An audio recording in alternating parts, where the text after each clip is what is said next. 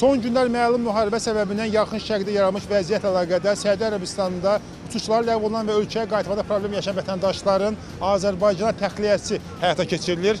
Qeyd edim ki, xüsusi təyyarə vasitəsilə Səudiyyə Ərəbistan Ciddə şəhərindən təxminən 200 vətəndaşımızın Bakıya enişi baş tutdu.